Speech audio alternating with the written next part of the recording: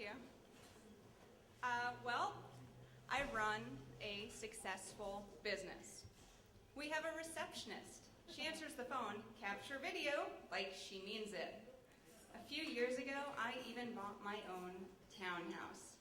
Have I mentioned that I'm successful? I built this empire with my own two hands. My parents were coal miners. Okay, well, that's not true.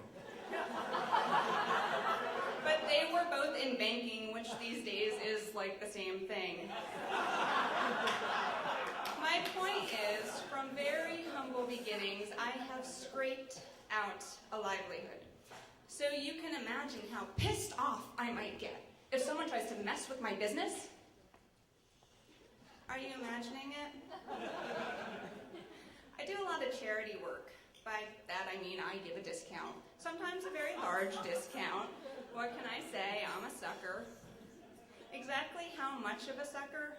I'm about to tell you. I got this call. This English lady had read an article I'd written about promoting your business through video online, and she desperately needed my help. She was an orphan, and she was raising money to save the orphans. Would I be her producer? Would I be her angel? Generally, I only give a discount to certified nonprofits. Jill did not have 501c3 status yet, but she was working on it. She needed these videos now. Every day that passed, more orphans starved. Have I mentioned that I'm a sucker? The day of the studio shoot came. This was a huge production. We had 10 crew people on set and multiple staff for post-production. I had gotten a deposit, albeit a smaller one than I normally accept. I was her angel, so was willing to wait for the grant to come in to pay for the videos. I mean, what's a few days' wait when orphans are starving? Now, I had been in business at this point for about 8 years. Have I mentioned that I'm successful? I had had one client go out of business without paying and another go into default, but had mostly dealt with upstanding people who cared about their company's reputation. Jill was very demanding. She called constantly, day and night, to make sure that we were on schedule. In 3 days, we uploaded over 20 videos to multiple websites. Jill was thrilled. She needed a quote on a monthly video production, Hope TV. She needed me to be her producer/angel. It felt good being an angel. And then she didn't pay. I let her know she was late, and she didn't pay. I paid thousands of dollars to the crew, well beyond the deposit money she had given me, and she didn't pay. Have I mentioned that I'm not that successful? Then my employee found something online.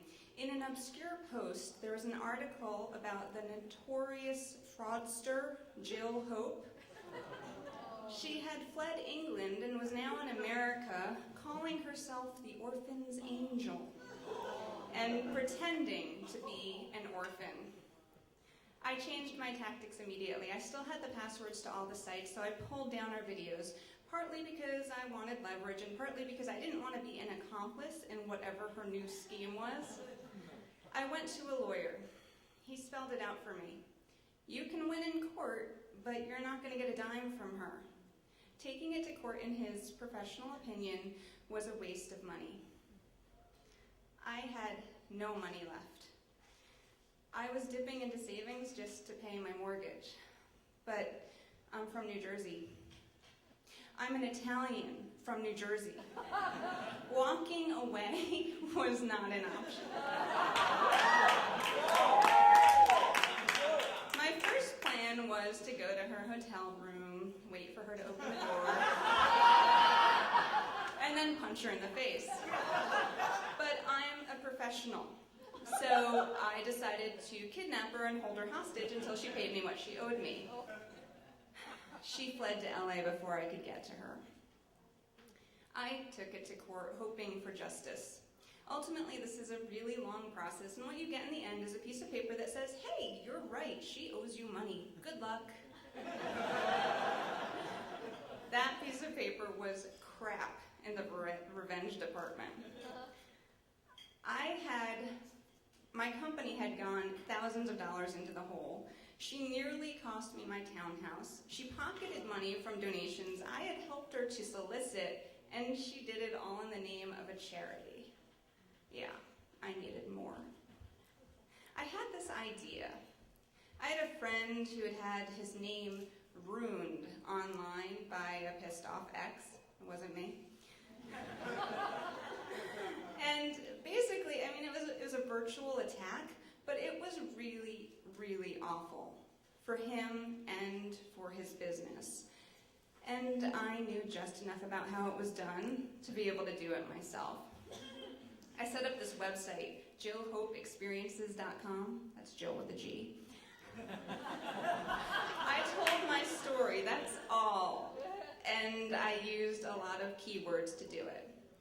People started emailing me right away. I heard from a banker in DC whom Jill had approached for money for her charity but not been able to produce any proof that the charity existed. I heard from a guy in LA she had hired to Photoshop her into pictures with celebrities so it looked like she knew them. I heard from a cop in Pennsylvania who had almost caught her when she went in and tried to get a fake press pass. And I heard from a couple who had leased their apartment to her, only to have to go through the really long eviction process while she squatted for months. And then a guy contacted me whose profession is search engine optimization. Apparently she screwed the wrong guy again because we combined forces. JillHopeExperiences.com moved to the top of all the search engines.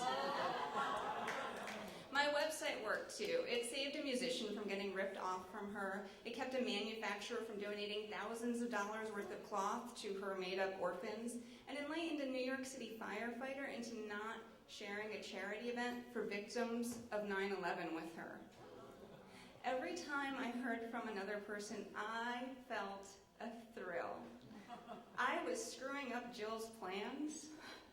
And in my own way, I was donating my services to saving the orphans. From Jill. Revenge felt sweet. The last report I heard was an article stating that the notorious fraudster, Jill Hope, had been arrested in Uganda. I like to imagine that every time Jill bangs on her prison bars, an angel gets her wings.